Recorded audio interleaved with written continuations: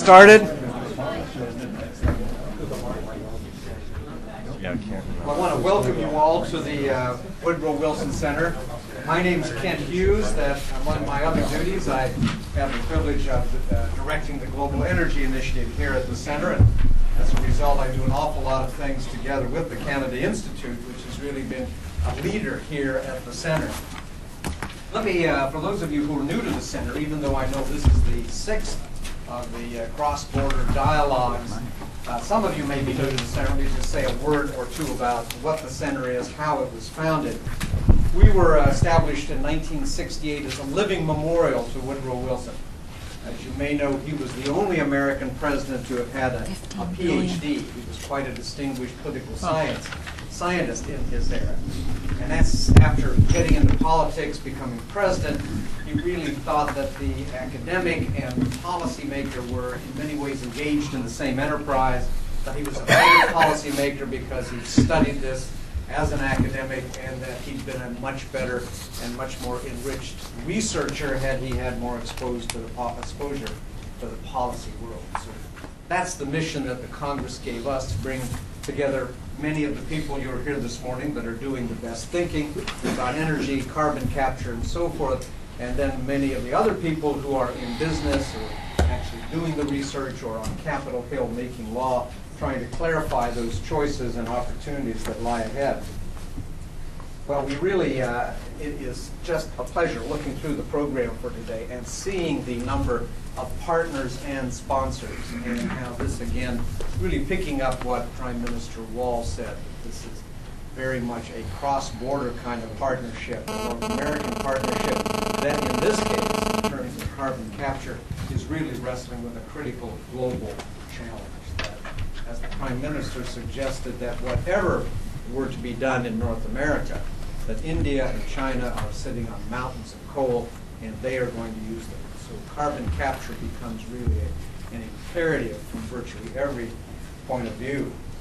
I did note that the Prime Minister this morning reminding us that Saskatchewan, Premier, I'm sorry. Thank you. Yeah. There you go. It's probably because we're having a presidential campaign. I'm thinking in terms of broader goals here. But he reminded us that Saskatchewan, like Alberta, is home to some of the oil sands, and he mentioned that there were really dinosaurs that died on both sides of the border there. Well, whatever the dinosaurs were, I think what we heard there was a great deal of very forward thinking. And I think that's what we'll hear for the rest of the day. Well, it's now my pleasure to turn the program over to Colleen Collingsworth, who's the president, not the premier, the president. Not yet. We're more familiar with that term. Of the Canadian Centre for Energy Information. Colleen. Thank you, Kent. And there we go. It should be on now. I would like to welcome everybody here this morning as well on behalf of the Canadian Centre for Energy Information. It's fantastic to look around the room and see so many familiar faces as well as so many new faces to our programs. This is the 9th in a series of cross-border energy forums. We have really enjoyed our relationship with the Canada Institute here at the Woodrow Wilson Centre, and look forward to continuing this tradition. I'd also like to thank our sponsors. As I mentioned, we can't do these programs without the generous support of our sponsors. Our key sponsor for the forum and this morning's program is ARC Energy Trust, and I would like to thank Doug Bonner and his colleagues at ARC. We also have a new sponsorship opportunity with this forum as well, and that's Outreach Sponsorship, and that's our sponsor for our outreach activities around this forum is the Canadian Energy Pipeline Association, and unfortunately David McGuinness was not able to be with us, but we do appreciate his support. This morning's program is webcast, and Patrice will tell us a bit more about that in a moment. But for those of you who are unfamiliar with the Canadian Centre for Energy Information, we are a nonprofit, non-advocacy, third-party energy information source on Canadian energy and energy-related issues. The Centre for Energy operates, we're meeting a urgent need for comprehensive, relevant, and unbiased energy information delivered both online and in print formats. We cover all sources of energy as well as energy end use. In fact, you'll see some of our information resources in your participant kit this morning. We believe an informed and educated public better understands and supports energy policy and regulatory choices, makes better business decisions related to energy, chooses careers in energy, invests in energy, and even uses energy more wisely. Like the Canada Institute, the Canadian Centre for Energy Information supports a collaborative learning and outreach approach on energy-related issues among North American audiences. These cross-border energy forums have been successful in building and creating constructive dialogue that is critical to the sustainability of our integrated North American energy systems. I am confident that today's session will be no different given the caliber of our panelists and all of you, our participants. I would now like to introduce our moderator, Patrice Marin-Best. Patrice is now an independent consultant and was most recently president and CEO of Luscar Limited, a 50-50 partnership of Sherritt International Corporation and Ontario's Teachers Pension Plan Board. Luscar is Canada's largest producer of thermal coal and industry leader in productivity and safety. Marin-Best successfully championed the company's innovative applied research in new clean coal technologies, with Alberta Venture magazine recognizing her as one of Alberta's 50 most influential people in July 2006. Over the past 3 decades, Marin-Best has worked for some of Canada's largest and best-known corporations, including Canadian Pacific Limited, the Molson Companies, Lac Minerals, and she holds a Bachelor of Arts degree from Queen's University in Kingston, Ontario, and took the Advanced Management Program in INSEAD in Fontainebleau, France. That's a little bit of my, French-Canadian there. Patrice, it's my pleasure to turn the forum over to you. Thank you. Thank you. Thank you. Sorry. Yes, Colleen. I'm getting a high sign. I'm going to ask all of you, with your BlackBerries like me, we need to turn these off, the transmission off in this room. With the webcast, all of the AV equipment that we're using is very sensitive, and it will pick up the transmission off of our BlackBerries. So I know it's a hard thing to do, but we'd really appreciate it. Thank you.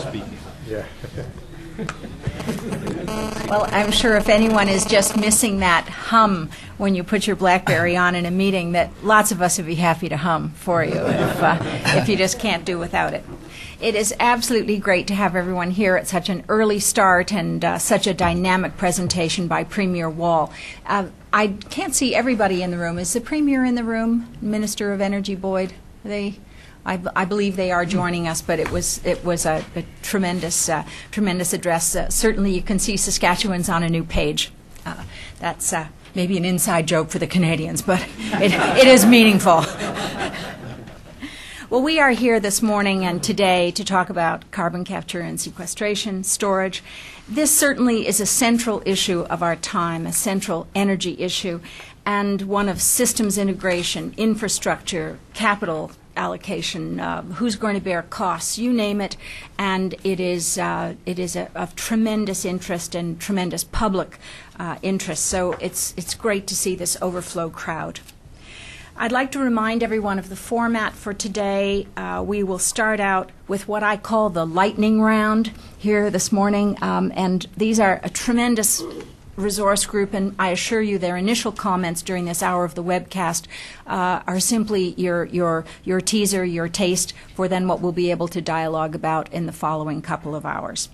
I would remind you that this part will be webcast and archived in the Centre for Energy and the Canada Institute websites as part of the outreach. We will then take a little break for coffee if anybody needs a different kind of energy, and come back for a closed-door, not-for-attribution session, which will be governed by Chatham House rules, which means you can sure talk about this as much as you want afterwards, but you just can't say who said what. That's your opportunity then to respond and for us to go across the room with the I'm sure the very dynamic content we're going to hear. So the dialogue portion of the morning is meant to be just that, a true dialogue, not questions and answers, and I hope that you'll all rise to the challenge. I know you will, this not being a shrinking violet group. So we're going to start to my left and work all the way down there. So Adam, you have a chance to completely rewrite what you might want to say by the end of this. So we're really looking forward to this. Thank you so much for being here, and we will start with Jane. Thank you. Thanks so much. It's a great pleasure to be here with you today and to address a room of people who aren't doing this. It's really a hard act to follow Premier Wald with his inspiring speech. And I think what I'm going to do is sort of step back now from what he said and provide a little bit of what I think the context is for the kind of motivation that he feels right now. We are contemplating in the world changing our whole energy system. And we have done that before in history, but we've never done it at the scale and with the deliberation that we're going to be forced to do it in the future. And I think this is probably, in my mind, one of the largest challenges that have ever faced mankind. And the driving force for this, the climate change issue, is perhaps the largest driving force, although not the only one. And I'd like to talk to you a little bit about what's happening with the climate. The observations that have been made over the last years are beginning to indicate that climate change is actually accelerating. Some of the reasons for this are that emissions have exceeded by about 35% what was projected based on GDP growth. This is largely due to countries such as China and India, China putting in over 1,000 to 2,000 megawatts of coal-fired generation, and their energy intensity actually increasing over the last few years. Then secondly, and just to make the point, this emissions scenario is larger than anything that was considered by the IPCC. The highest emissions scenarios that they looked at and basically didn't examine as being unrealistically high, these emissions are higher than those emissions. So this is a very serious consideration. Secondly, because we've had a certain amount of climate change now, we have changed the structure of the winds in the southern hemisphere. And as a result of those winds being stronger, they pull up carbon dioxide-rich waters from the depths. Up to now, almost half of the carbon dioxide that we put in the atmosphere ends up getting sucked up by the oceans. And most of the oceans are in the southern hemisphere. Most of the land mass is in the northern hemisphere. So when we suck up this carbon-rich water from the southern hemisphere, we absorb less carbon dioxide from the atmosphere. And thirdly, because of climate change, we're getting higher temperatures and more droughts. Getting more droughts means there's fewer plants growing, and fewer plants growing absorb less carbon dioxide. So as a result, the carbon dioxide in the atmosphere is beginning to accelerate yet again. And we're beginning to see effects of this throughout the world. So I think we need to realize that this is beginning to go very, very quickly. But even as we look at this problem and we decide we really have to act, we have to play out our change in the energy system in light of other factors. Economics is a very important factor. Our way of life is a very important factor. And the security of our supplies is a very important factor. And all of this triangle of issues, climate, security, and economics, play out against each other and have to be met together. This isn't going to be straightforward to build up this new energy system. There are going to be many barriers and obstacles. Today we heard wonderful, and today we're going to hear a lot about carbon sequestration. But it's important to realize that if we're going to sequester all the carbon just from coal in just the United States, we're going to build an infrastructure that's more or less equivalent to the oil and gas infrastructure we have in the United States today. So that obstacle is going to be very large. And we have as well more complex obstacles that are going to play out between the three vertices of the triangle. The best way for me to tell you about that is probably to tell you a story about Atlanta, which I think is very illustrative. Last summer, the ice in the Arctic reached the lowest point that had ever been observed. It was 50% lower than the historical average ice pack in the Arctic in 1970s. and it plummeted very radically from the year before. The climatologists tell me that because of this low amount of ice in the Arctic, there weren't cold Arctic air masses that moved down the East Coast, colliding with warm, humid tropical air and creating rain. And so as a result, there wasn't rain in Atlanta. And as a result of there not being rain in Atlanta, they lost 50% of their hydropower. And as a result of losing 50% of their hydropower, they paid $30 million for more oil, for more fossil fuel to create their baseload and serve their customers. And in doing that, they put more carbon dioxide in the air, and they created more climate change. Now they're facing an even bigger problem because 30% of their baseload power comes from nuclear power. And their intakes for those nuclear power plants are just barely below water because the water level is so high. And as a sort of ending note for this problem, the state of Georgia is now trying to renegotiate where the border is between them and Tennessee, because the border is legally listed as 35th parallel but was never surveyed accurately, and they're claiming now a little corner of the Tennessee River so they can get some of that water. Now, clearly in the United States, that kind of problem will be settled by the rule of law. In this case, the Tennessee Valley Authority will weigh in on whether or not they can use that water, and the courts will decide where the border is. But in other countries, this might not be so easily resolved. So how should we take this lesson of the dynamics between this cyclical problem between the energy security that they needed, the climate, and other externalities like water? What does it mean for Alberta? 2 trillion barrels is the number I've heard in place, more than Saudi Arabia, huge resource. Coming at a time, being developed at a time when oil is peaking, when the Saudis decide they are not going to increase supply, when China is increasing demand much faster than we can find new sources. So I think that this context is very difficult right now because the oil sands are as well have a big environmental penalty with more carbon dioxide, a huge use of water, with the Athabasca River evidently running dry at times, ecological concerns, and perhaps social dislocation as well. And this is all happening at a time, this huge need for the energy security aspect is happening at a time when you need the environmental pressure to cut back on emissions. So I think that the question here is not whether or not to develop the tar sands, but what does it take to develop them in a truly sustainable manner, and how do you do that? And I would also put on the table here, if we can't figure out the tar sands, what are we going to do about the Arctic?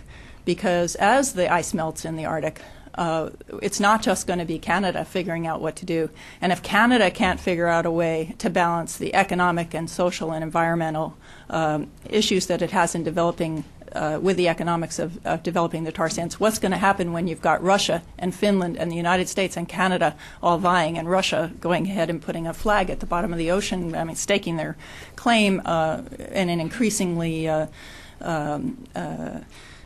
autocratic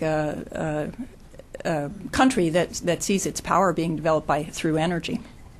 So I think that I would like to leave you with one thought. It may be that the best way to go about solving this problem is to do what I call starting from zero. And by that I mean, how could you go about developing these tar sands with zero impact? Now, I'm fully aware that you're never going to get zero impact. But what I'm wondering is, does it change the way you think about the problem? Does it change what you think about what you have to do? And I think there's an interesting example going on right now in California in the laboratory that California forms in our effort to meet AB 32. AB 32 says that we have to have 20% emissions in the next 20 years or so, and 80% and executive order 80% in 2050, which I claim is close enough to zero. And what I'm seeing here is that as we try to do the incremental stuff to meet the first part of that act, that the thinking that is going to take us to 80% may not be happening. And we're going to see that soon as the rollout in the next year of the first approach to AB 32 comes out. We're going to be seeing whether or not we've been able to put that thinking in place. So I think we need a vision for Alberta that is a vision that, and for all of us, for all the energy that we are going to produce in the future, that is going to be sustainable. And I think that the answer for us is to start thinking about what it would take to go to zero. What would make sense? What are the ways in which Alberta, something that might not make sense now might make sense in the future? If cars become all electric, would Alberta do better producing electricity? You know, I think these are the kinds of thoughts that might happen. Carbon sequestration is the beginning. What about underground processing, underground gasification? There are many new technologies that may come on board. Which ones of those, and how are you going to fit them all together so that you use no water, don't damage the air, and don't have social dislocation? So I think we're on new ground. We know where we have to go, but the landscape is very obscure. And I think it's time to start thinking in a new way. Thanks very much.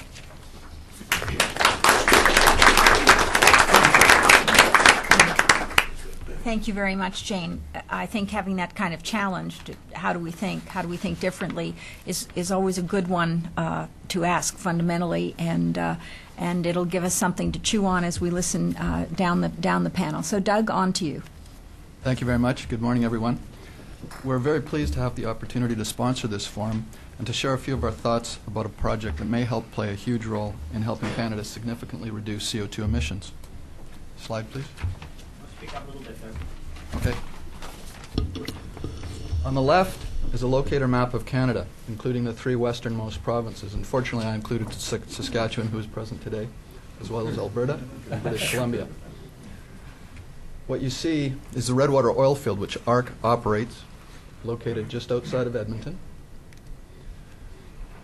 As well, you can see 3 major emission sources in Alberta, those being the oil sands in northern Alberta, the coal-fired power plants of west central Alberta, as well as the refineries and upgraders of central Alberta. To the right, what you see is ARC's oil field, outlined in green, as well as the red wells that produce the oil. The oil field is the up-dip edge of an ancient marine reef. You can see the dimensions there. It's some 20 miles long by 5 miles wide. For those of you who choose to escape the cold winters here, some of the Caribbean islands you visited would be similar in size to this particular feature. The oil field itself is one of the biggest in Alberta. It originally contained 1.3 billion barrels of oil in place. At peak production, it produced some 150,000 barrels per day of oil, very significant volume. Today, late in its conventional life, ARC produces about 4,000 barrels a day of oil from this field. As well as that oil, we produce 600,000 barrels per day of water. So it's a fairly high operating cost environment. But what's interesting is that 600,000 barrels a day of water is re-injected into the reservoir. So it is actually put back into storage. It's put back into storage through 20 wells. Those 20 wells each take about 25,000 barrels per day on vacuum. So it gives you an indication of this reservoir's ability to take back and to inject things and to store them permanently. Immediately to the south and west of Redwater, those little symbols are the refineries and upgraders of what we call the industrial heartland. It's a place that Alberta has set aside for refineries and upgraders to be built. There are a number that will be built in the future to process bitumen from the oil sands. What you can see is these refineries and upgraders are literally on top of the Redwater oil field. So what we see as a distinct advantage here is the proximity allows us to consider sequestration and enhanced oil recovery without the need for a large pipeline to move the CO2. Slide, please. On the left, what you see is a very simplistic schematic of a CO2 EOR pilot. There's a CO2 source. The CO2 is taken to the injection site. It's put into the wellbore. The CO2 moves through the reservoir vertically, which is somewhat different than a lot of the EOR floods that go on. It mobilizes the oil, moves it downwards. Production wells offsetting these injectors are then producing the oil, the water, the hydrocarbon gases, as well as the carbon dioxide to surface, at which point they're treated and separated. Some are sent to market, others, like the CO2, will be re-injected into the reservoir. I called it simplistic because it is. This is a very technically and mechanically complicated environment, and it's also fraught with expense. To help us determine whether CO2 enhanced oil recovery is economically viable at Redwater, we're going to conduct a pilot to see how the reservoir will respond to that CO2. We've submitted the required regulatory applications to do it, and over the course of the pilot we'll spend some $25 to $30 million just to assess the viability of CO2 enhanced oil recovery, a significant dollar amount. Fortunately, the Alberta government is helping us through the IET program to some extent. The pilot is going to be uneconomic, but it will give us valuable information and also on the ability of the reservoir to sequester CO2 permanently. If we were to go from an enhanced oil recovery pilot to a full-scale field project, the economics become fairly daunting. What we know based on cost estimates is that we'd spend over $600 million on the capital required to inject the CO2 and produce it back. Over the life of the project, we'd spend approximately $1 billion on operating costs. That doesn't include the cost of the CO2, which again, some people say we can afford to pay a significant amount for. Based on their estimates, we would be spending billions of dollars to acquire the CO2 to inject it into the reservoir. Our company is a $5 billion company. It has assets spread across Saskatchewan, Manitoba, Alberta, and British Columbia, and we have that geographic diversity so that we can control risk. You can imagine the thought of a company of this size taking on a project like this. In the event that it were unsuccessful, unfortunately, it might bankrupt the company. A successful pilot will help mitigate risk, but there will still be uncertainty over how much incremental oil we can recover and at what price we can sell that oil.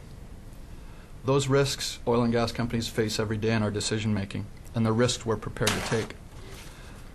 The risk we're not willing to take on is CO2 contract risk. Again, buying CO2 for long periods of time, 20 years, when in fact if the project were unsuccessful, we would be on the hook for a significant dollar amount. If the pilot is successful, we're certainly willing to take on those huge technical risks and the daunting capital costs and operating expenses, but we will be reluctant, if unable, to take on the CO2 contract risk. The sheer size of this project is quite daunting.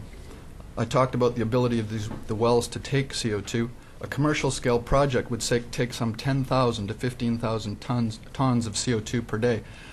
Very significant amount. On a cumulative basis, we think it could require at least 50 million tons of CO2. That could take many of the existing refineries and upgraders stream in that industrial heartland and put them underground to enhance oil recovery, but also to be sequestered permanently. The interesting thing, though, is the potential for this reef goes much beyond this, as I'll show you in the next slide.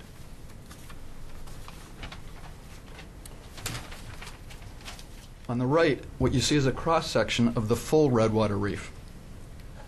That little green area there is the area that I've been talking about, the 20-mile by 5-mile wide piece of real estate. But the blue part is the water-bearing portion of the reef. That's the part that we in the oil and gas business don't concern ourselves with. But it is equally available for CO2 sequestration. What you can see is it covers some 200 square miles. To give you an idea of the size, you could fit 10 Manhattan islands within the footprint of this area, so it's significant. It's 900 feet thick. That's very significant in oil columns. As Mark well knows, most of the oil columns we deal with are 20, 30, 40 feet thick. This one's unusual in its thickness. To give you an idea of the size of that, you've probably all seen the Washington Monument on your way in here. It's about twice the height of that particular feature. Given this potential, this large storage potential, ARC has agreed to fund, along with the Alberta Energy Research Institute, as well as Natural Resources Canada, the first phase of a study to look at this particular project. With Alberta Research Council, as well as the Geological Survey of Canada and a number of research institutions, including Simon Fraser University, the University of Alberta, University of Calgary, University of Regina, University of Saskatchewan, a major project to study the ability of the Redwater Reef to permanently store large quantities of CO2 in a safe manner has been undertaken. We believe this one feature could hold over 1 gigaton of CO2, which could handle existing and planned oil sands emissions for 20 years. There's still many questions yet to be answered. That's why we have to do the homework and the pilot projects and the work necessary. But all of those involved in this project are extremely excited about its potential. We hope that we can help Alberta and Canada show some leadership by implementing a large-scale CO2 storage project and showcase the potential for deep saline aquifer CO2 storage to the world. I think in closing, I would say that companies such as ourselves, ARC, and Encana, being in the oil and gas business, we all are committed to helping be part of the long-term solution to reducing greenhouse gas emissions in Canada. And with that, I'll close, and thank you very much.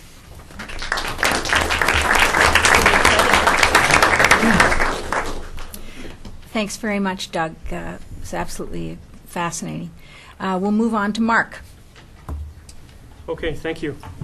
So I've got a few slides here just to kind of add to what Premier Wall talked about with respect to Weyburn this morning. So first slide, just our standard caution from our lawyers about future-oriented information. There's actually about 3 pages of very small type, so if you're interested, you can go to our website and have a look. Okay, first just a little bit about Encana. Encana is a leading North American unconventional natural gas and integrated oil company headquartered in Calgary, Alberta. 100% of our oil and gas production and proved reserves are located on the continent. We are a North American energy company. Those reserves and production are spread through 12 key resource plays in Canada and the U.S. You can see on this map here there's nine resource plays shown in red that produce natural gas, and then there's 3 that focus on oil, including the Weyburn project. In addition, we also have one of the largest land bases of any independent production company in North America. Next slide, please. Okay, so talking a little bit about Weyburn, and there's actually some good news here for the Premier. I'm not sure if he's in the room, but I've got some new information to update what he talked about this morning. Weyburn is the largest CO2 enhanced oil recovery project in Canada. The reservoir itself is the 3rd largest conventional reservoir in the country, 1.4 billion barrels of original oil in place. Under conventional water flood methodologies, we expected to recover about 30% of that oil in place. And we believe now with CO2 enhanced oil recovery, we think we'll be able to take that up to above 45%. So a significant increase over conventional technology. It is in fact the largest geological carbon capture and storage project in the world. We store about 2 million tons of CO2 per year in Weyburn, and to date we've removed about 10 million tons from the atmosphere.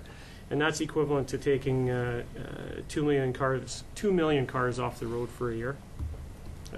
Over the life of the EOR project, we believe that we'll store approximately 30 million tons of CO2, and then once the economic life of the enhanced oil recovery project has been reached, we'll have the opportunity to turn it into just a straight storage project and increase that to a total of 55 to 60 million tons.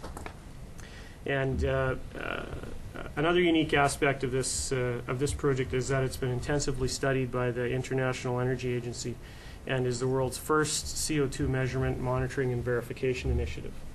Next slide, please. So just with respect to that, Weyburn really is 2 projects in one. The bottom of this slide refers to the enhanced oil recovery project that has been going on in Weyburn. As I mentioned, it's 3rd largest conventional field in Canada. It's about 50 years old. And we believe with through the use of enhanced oil recovery that we'll be able to extend that life for at least another 35 to 40 years, and hopefully we'll make it a 100-year-old oil field there. The project, and so on the top of the slide here, what I'm really referring to is the second part of this project, which is a world-class research project demonstrating Canadian leadership. It's a collaborative approach of governments, industry, and academia, and it's been split into 2 phases. The first phase, which started in 2000 when we started to inject CO2, really revolved around looking at the technical hurdles and to determine whether CO2 storage could be done safely and permanently. And through that study, the final conclusion out of phase 1 reached by the researchers was that it is safe and permanent, and they've indicated that they believe that over 99% of the CO2 that we will store at Weyburn will stay there for at least 5,000 years. The final phase, as the Premier mentioned this morning, is really related to developing the protocols that are going to guide field implementation of CO2 storage projects.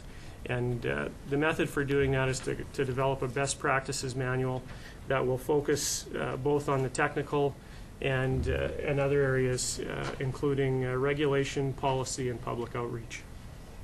Next slide, please. So what I'm showing here is just what we believe, and we're certainly not experts on the capture side of it, but probably the biggest hurdle at this point is really related to the cost of capture. Depending on your emission source, capture costs can vary widely, and the IPCC in their report in 2005 provided a range from $25 to $75 a ton for capture from various emission sources. Of course, technology is going to continue to advance and help drive those costs down, but today it certainly is a significant barrier to development. Next slide, please. So just a few points in closing here.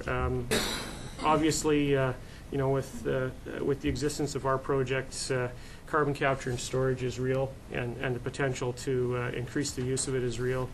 The technology is maturing, and knowledge gaps are closing. We've been injecting CO2 for 7 years, almost 8 years now in Weyburn, and it's been very successful.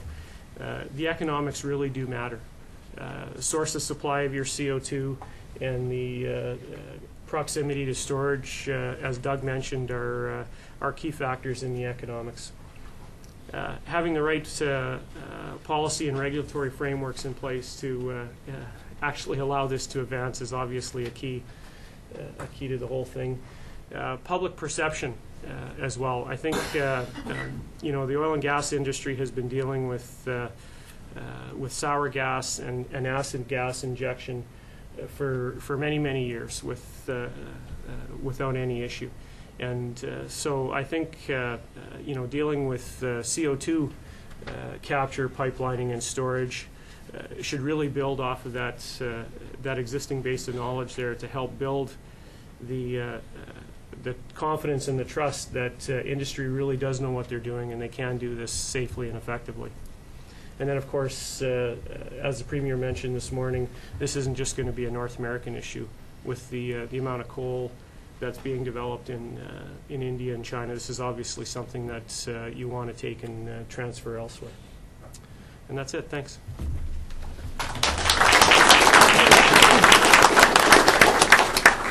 Well, that's it. That's enough. That's a lot.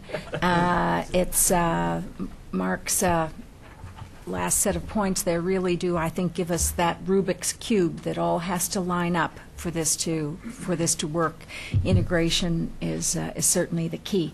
So, Eddy, we're on to you. Thank you. Thanks very much, Patrice.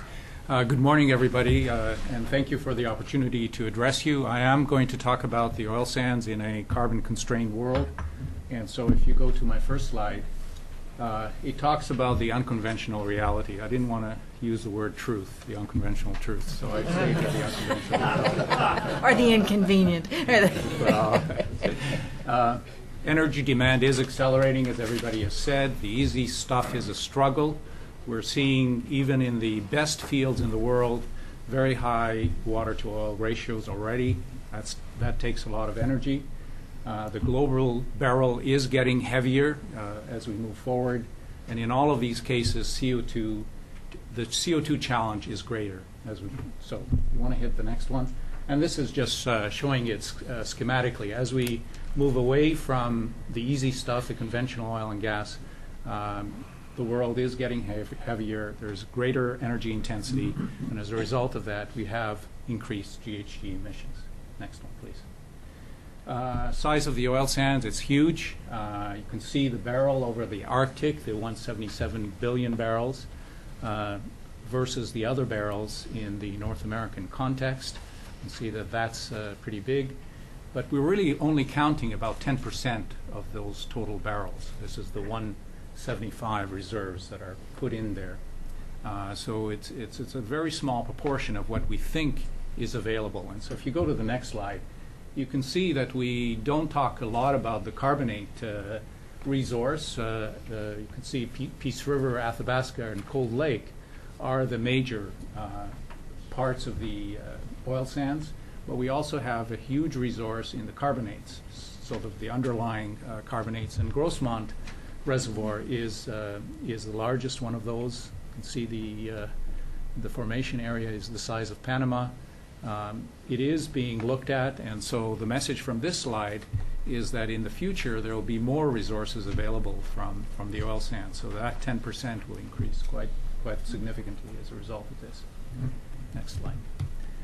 The challenge of the oil sands is that even though the energy efficiency is improving quite dramatically as we look over the last 20 years, but production is increasing, and that's the red line that you see here.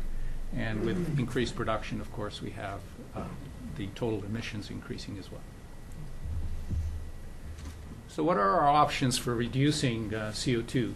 And incidentally, the driver is not just CO2 reduction, and so you have natural gas and water use, and Jane mentioned that. So all of these drivers actually come together in a nice way. There are a number of process development technologies that are on the books. They're being developed as we speak. We look at enhancement to thermal solvent processes that substitute for steam, as an example, so that you have a less thermal process. There's about a 30% reduction in GHG, according to our estimate. So that's the first two that you see here, the enhancement using steam solvent hybrids and solvent processes. But other technologies like as combustion electrical heating are also being tested in the field and will become available in time to make the reduction possible. This is not reduction through carbon capture and storage, but reduction through greater efficiency, if you like, better processes. So that's what I call process development technologies. And the next slide shows some of what I think are the game changers. The use of nuclear, use of geothermal. This is enhanced geothermal system. And the use of gasification technologies, because gasification does allow you to capture CO2 in a better way than you would normally. You have a concentrated stream of CO2. Next slide. So this slide just kind of encapsulates the carbon and storage initiatives that are taking place. Some of the speakers here are going to talk about some of these. David Lewin is going to talk about power plants and post and pre-combustion capture.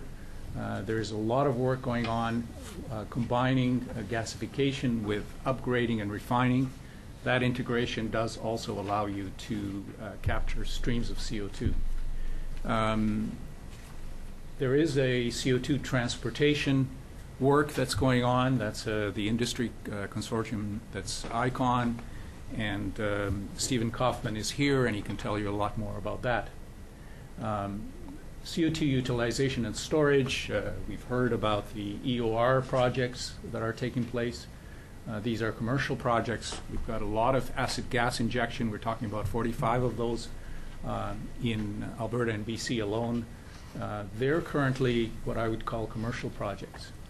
As we move forward, enhanced coal bed methane, CO2 for enhanced gas recovery, and deep saline aquifers. You heard Doug Bonner discuss that from ARC Resources, ARC Energy Trust point of view, and Chuck Szmurlo is going to talk about that from the consortium that he's developed. These are all in feasibility studies. And last but not least, there is a number, which I'll show on the next slide, government industry initiatives that are taking place, in some cases to do with large-scale demonstration of technologies, in other cases to do with developing an execution plan This is the CCS Development Council. Their mandate is to develop an execution plan of how we put carbon capture and storage into operations or into use in Alberta. Next slide. This is just examples of the work that we're doing with industry, looking at demonstration projects that will sequester carbon, that will reduce greenhouse gas emissions. They're involving gasification, they involve clean coal plants, they involve oil sand production, better ways of oil sand production, underground coal gasification, and underground combustion are part of that as well. So my last slide is to look at the prospective future. I think that ultimately the oil sands will be an integral part of the North American energy strategy.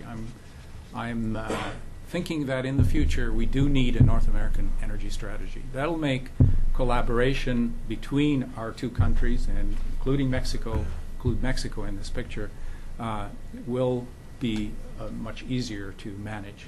Next. The oil sand industry will move from competing with natural gas to looking for other sources to replace natural gas. And I think that's a major driver for CO2 capture and storage, is that you have the driver of wanting to get away from the use of natural gas. And I mentioned the options for CO2 mitigation and natural gas displacement. These are the combination of recovery technologies and what I've called the game changers, which will become options in the next 20 years. Gasification being one of those options that is, I think, ready to go. It is expensive, but nevertheless, when you look at a carbon price, then you start to think in the terms that you can use gasification to produce hydrogen, to produce energy, and to produce power. Next.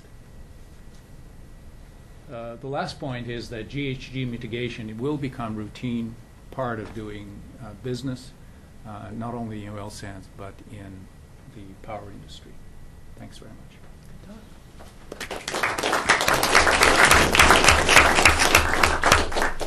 Thanks very much, Eddy. The Alberta Energy Research Institute is certainly at the nexus of where many of these things come together, so we're delighted to have that perspective.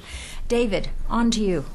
Oh, no, sorry, Chuck. Sorry, Chuck. David's still got his feet up on the table back there. He's relaxing. All right, sorry, Chuck. Well, thanks, Patrice. I'm going to build on some of the things that both Doug and Eddy alluded to very briefly, and that's the potential for carbon dioxide sequestration in deep saline aquifers. And the graphic on the right is illustrative of that. There are probably two principal sources where we think the CO2 might eventually reside. And they're very similar geologically. They're both to be sandstone reservoirs. But the first would be for enhanced oil recovery. And I think that's everyone's first choice, where it can be economic. And it's not always terrifically economic, as Doug alluded to. But where it is, that's the first choice of putting the CO2 in order to get enhanced revenue from additional oil recovery.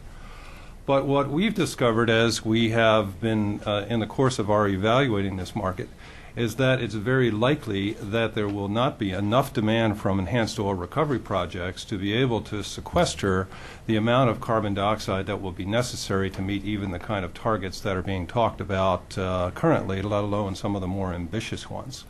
So we're going to have to look beyond EOR to find sufficient places to sequester the CO2.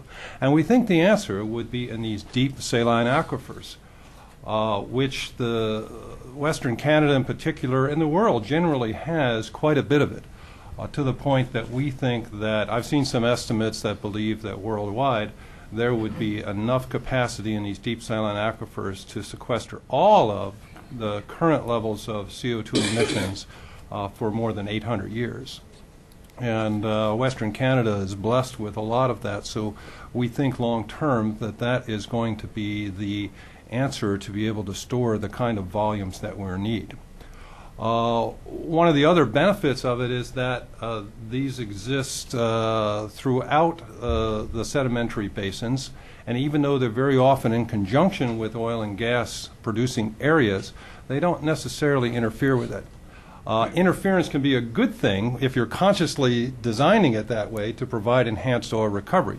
But on the other hand, you don't want to have it inadvertently affecting oil and gas operations. If you were to inject into a reservoir and that were to end up creating pressure differentials and water fingering in reservoirs, you might potentially find yourself adversely interfering with oil and gas operations. And there exists many zones that we're aware of through the course of exploring for oil and gas that are independent and can be done without interfering with other commercial operations.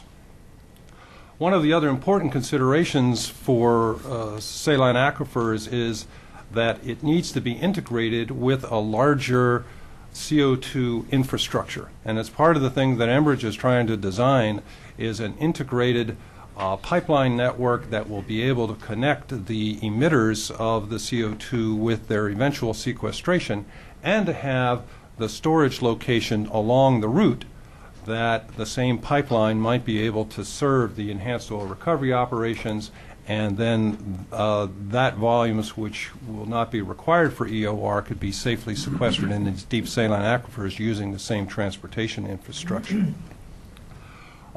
Finally, on this slide, we think that the saline aquifers are safe, reliable, and measurable. The industry has been injecting into geologic formations very safely for a long time. There's never been a fatality associated with carbon dioxide pipelining operations in North America, and sadly the same cannot be said for oil and gas operations. So we think we can do this safely.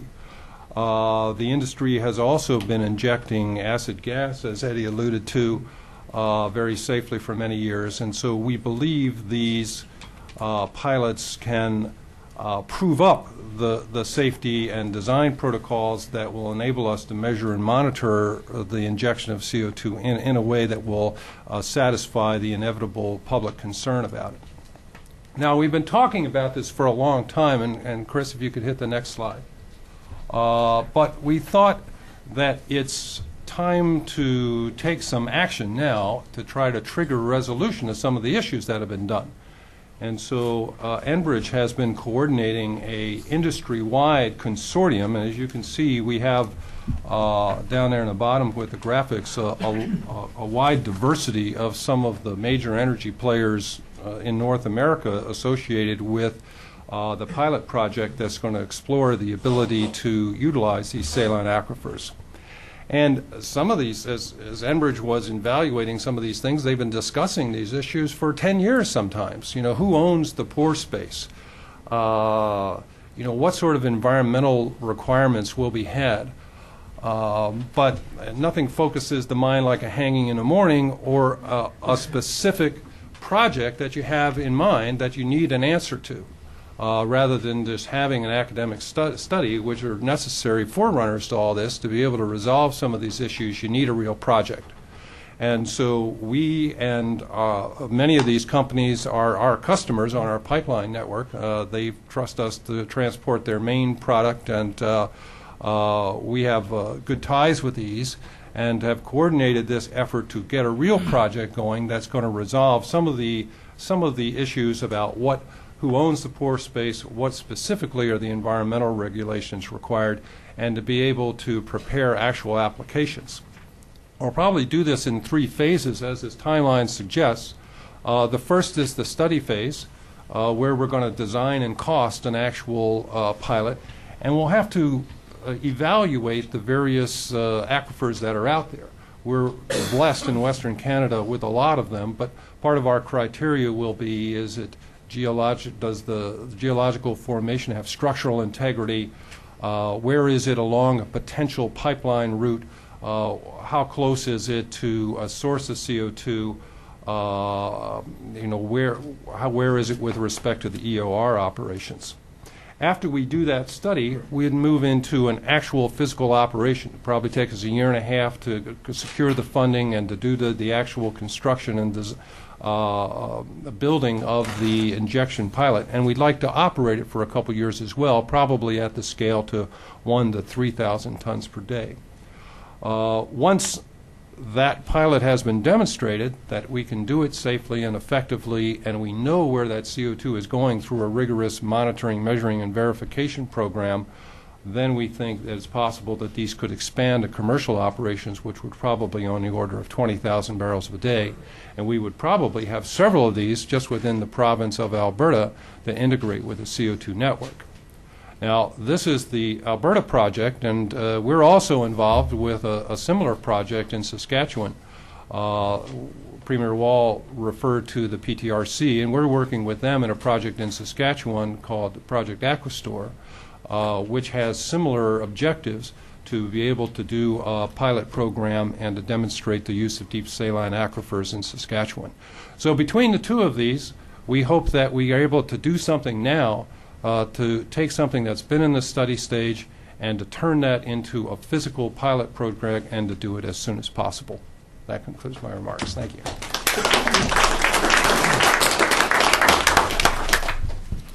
Well, that's great to hear how you're going to get at it, Chuck. All right.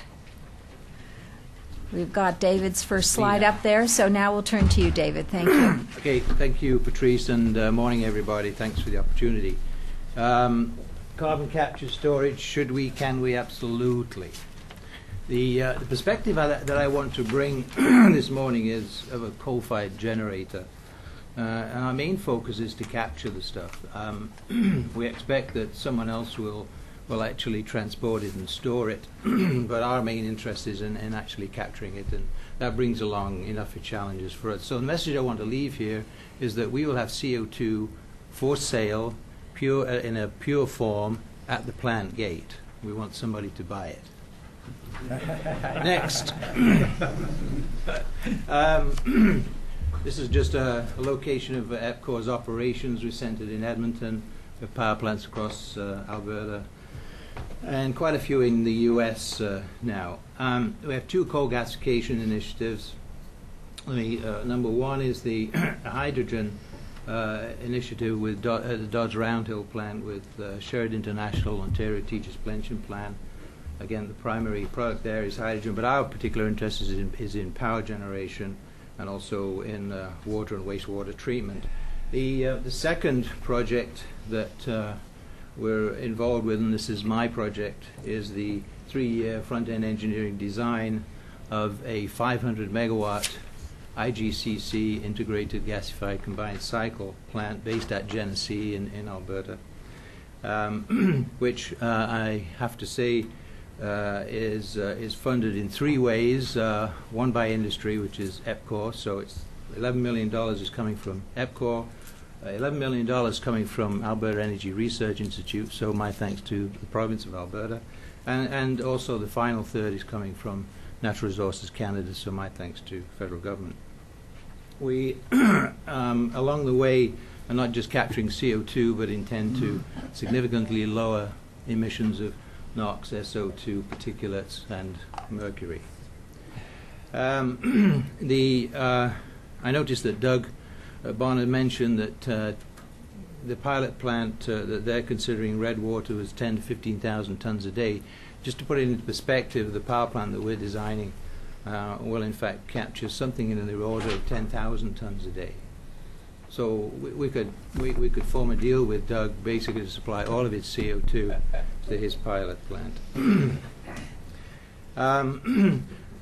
We're 1 year into this 3-year project. We've completed what's called the technical review. I was hoping I'd be able to announce who the gasification technology provider will be today, but I can't because we haven't actually signed on the dotted line. So hopefully later this month we'll be able to announce whose technology we have selected for the IGCC plant. And then we get into what's called the feed proper, so the real front-end engineering design over the next sort of 15, 18 months. So towards the end of 2009 we'll have that work completed, and then the decision will come whether to build it or not. Next slide, please. The regulatory framework, I think, as somebody mentioned, in Canada and certainly in Alberta, is evolving as we speak. I think we know a little bit more with respect to the province's intent rather than the federal government, but we fully expect over the next little while to learn more from the federal government too.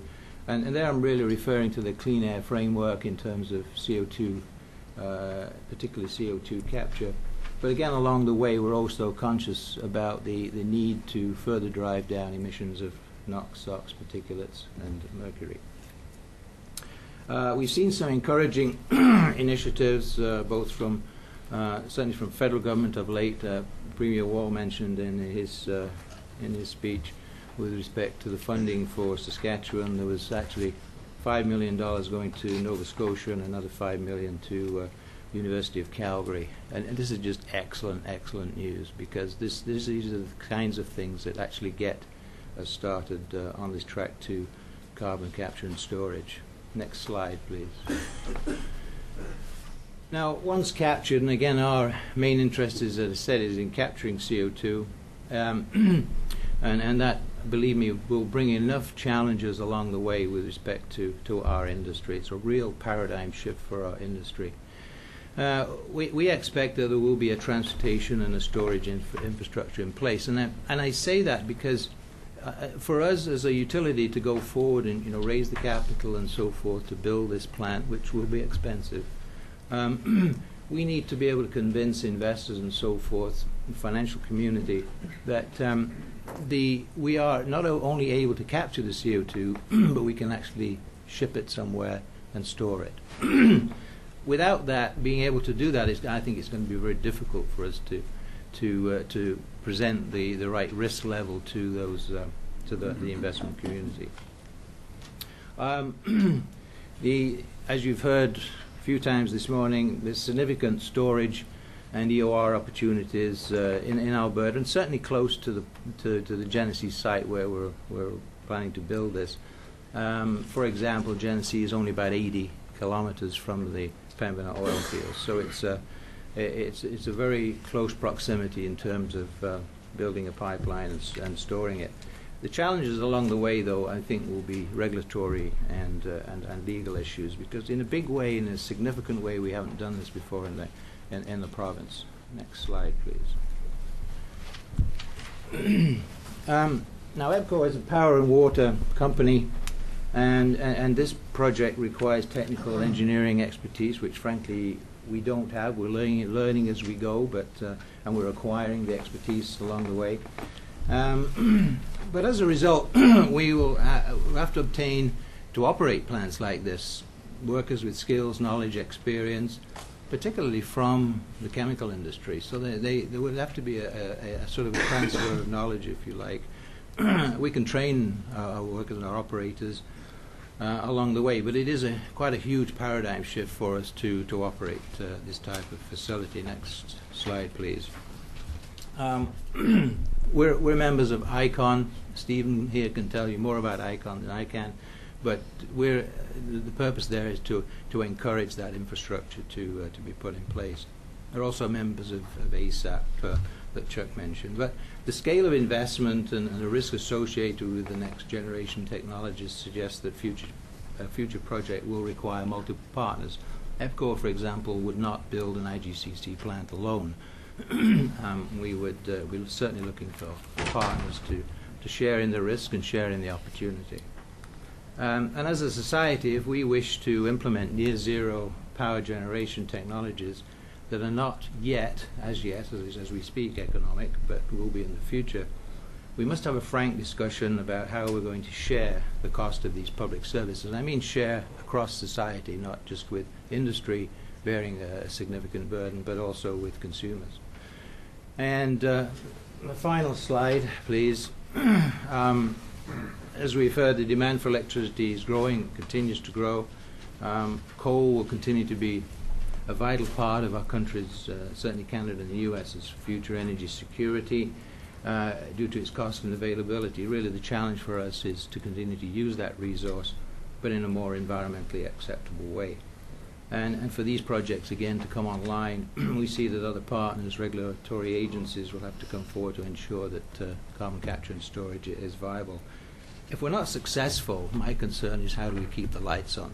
Thank you.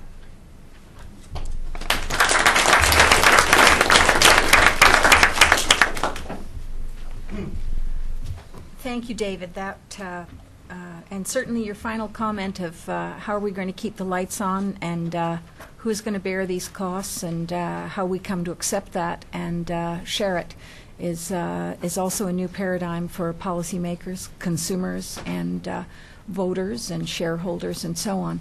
And the capital markets, to look at this, the capital markets always tend to see an opportunity, and I'm sure that that's just exactly what we're going to hear from Adam. Well, thanks, Patrice. When Colleen asked me to come down here, she said, well, I asked her, what did you want me to speak about? And she said, who's going to pay for this? Deutsche Bank. So, right. I got my wallet out. I've dispensed with my three disclaimers in the interest of time, and we'll just get right into it. Capture, transportation, and storage of carbon. I just thought I would tick mark some of the issues that come up in this, and it's very interesting. I went out and did a web search, of course, of what the costs of doing all this are, and I saw one estimate as high as $10, and I saw another one that said it could be $700 by the time we really try to squeeze down and get to zero emissions. I work on a commodities trading desk. Let me tell you, the difference between 10 and 700 is a huge bid-ask spread. And that just scares traders away from things like that. That's a hard one. So capital cost. I was trying to think, well, why is there such a huge difference in these estimates? And capital costs, interest rates, I think in some cases, these costs aren't even including the issue of financing and what the proper interest rate would be for those projects. Taxes. I haven't seen anything in these things that said taxes. You know, there might be value to carbon, and if somebody makes money on it, they're going to owe taxes. We need to think about that. Energy costs. As energy costs rise, it's going to get more expensive. There's an energy penalty associated with capturing carbon from coal-fired power plants. I've seen estimates that run from 10 to 25% of the more energy required in order to capture the carbon. And as the prices of energy rise, so as the price of natural gas goes up, the costs associated with capturing the carbon would go up too. Then there's the issue of liability. I understand that the industry has been working for years with very difficult substances that get taken care of. Hydrogen sulfide, just as an example, in addition to acid gases and so on. But the public is going to want to know that this is really going to be done well. There are going to be liability issues. Those are going to have to dealt with. So let's go to the next slide. I borrowed this chart from BP Alternate Energy. A fellow by the name of Gardner Hill gave a talk here in Washington just on, what was it, Joe, a week or two ago. And there's an interesting issue here. BP was saying the cost of carbon capture and sequestration might run from $60 to $150 a ton. And, all of the talk about what the cost of carbon allowances would be under the programs we're talking about, what we're selling for 20 euros in Europe, that's about $30 a ton. There was, under one of the pieces of legislation that was being considered, Bingham and Specter, there was an initial safety valve at $12 a ton that goes up over time, but there's a big difference between that cost up there and where the value of the carbon is, and that gap has to be closed somehow. And so then eventually maybe the value of the allowances gets high enough, and the improvements in the technology of capture and storage get better, so that we end up actually creating value, but not in the beginning. So how are we going to sort that one out? And I tried to think about, well, okay, one of the interesting things in this carbon legislation the U.S. is looking at is carbon capture and sequestration allowance bonuses, right? They're going to start giving away parts of the credits associated with the carbon. And it's very possible that we might be able to organize something where some of those credits are available to people who are the first movers in carbon capture and sequestration. So we in a sense, create value there. Accelerated depreciation. I was talking to a couple of oil companies. I said, you know, what would really make you act right now, and some of the electric utilities do? Well, if somebody would say that we could just write this stuff off immediately. I mean, you know, we don't know if we're going to make any money on this or not, and this is where the taxpayers would come in. If we just had very accelerated, or maybe even immediate, just, you know, first year write-off of the cost of doing this, it would certainly help get it done. R&D subsidies, low-cost loans, government guarantees. There's talk of a global finance facility like the XM Bank, and maybe even buying out and retiring plants that can't be converted. It takes, I understand, to hang carbon capture equipment onto an existing power plant takes something that's roughly, space-wise, the size of a football field. And in many cases, that just doesn't exist. So maybe we're going to have to do something about that. Well, ratepayers could pay for the capture. Taxpayers could do the guarantees and the transitions and the CCS allowance bonuses and so on. And maybe the cost of carbon itself, or the value of carbon, would ultimately pay for the storage. One of the things that, again, that when you come back to, well, what are the costs associated doing this? I was thinking about the costs associated with doing this: transportation, $1 to $5 a ton, injection, $1 to $2 a ton. That might not include the value of the pore space and leasing the value of the pore space. And so maybe what we need is some kind of a standard way of analyzing these projects where we try to get all of the costs in. Let's go to the last slide.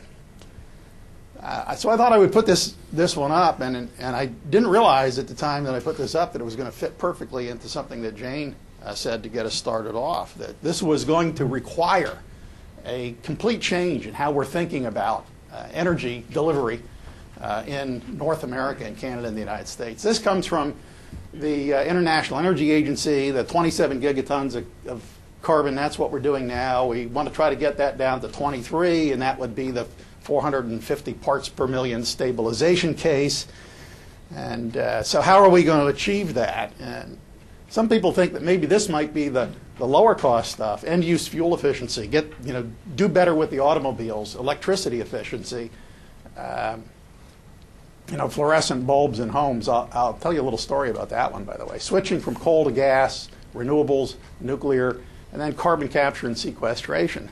My feeling is that, I mean, if we're really serious about it, we've got to do all of this, and we needed to do it yesterday, and it's going to be very difficult. I mean, this is a game-changing issue, and we, just take the end use in electric efficiency. I was sitting with some of our senior people at Deutsche Bank saying, well, what could we do at Deutsche Bank? Somebody had the idea of let's give out, instead of giving out golf balls, at things, let's give out light bulbs, new fluorescent light bulbs. And one of the lawyers said, yeah, but they've got mercury in it. If those things break, we're going to get sued. And think about that. I mean, these are sort of some of the practical things that I think that are going to have to be dealt with. The importance of carbon capture and sequestration is going to grow if we run into any problems with these things down lower. And I think that I remember when I was in my 9th grade science class, we used to actually roll mercury around on a table. And I'm doing okay. At least I think I am. Maybe that explains some of my behavior. Mad as a hatter, I think they used to say. So in any event, getting on with carbon capture and sequestration, I think, is going to be terribly important. And I think it's going to require, as David said, some combination of customers paying through their electric rate base, but taxpayers contributing, as well as investors. And, let me come back to investors a second. The WIREC conference yesterday was being held, and I listened to Mark Fulton, who's at Deutsche Asset Management and is one of our climate people at Deutsche Bank. And Mark was talking about renewables, and somebody asked him, what do investors need? So he had a list. Mark said, well, what we need is certainty, consistency, transparency, and long duration deals, and then you'll get the money. And I'm thinking that we are so far from that, right now, that we really truly need to get going. And thank you very much.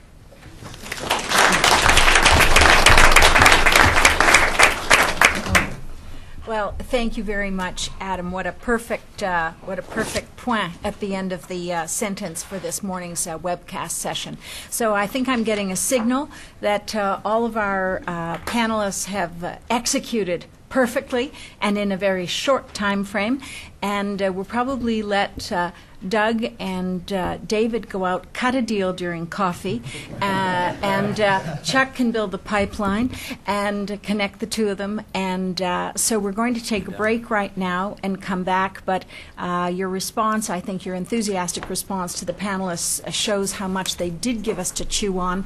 This isn't easy. There's a lot of new vocabulary associated with this, and it is genuinely hard work for the long haul. So I'm sure you've got lots of questions and thoughts ready to put to the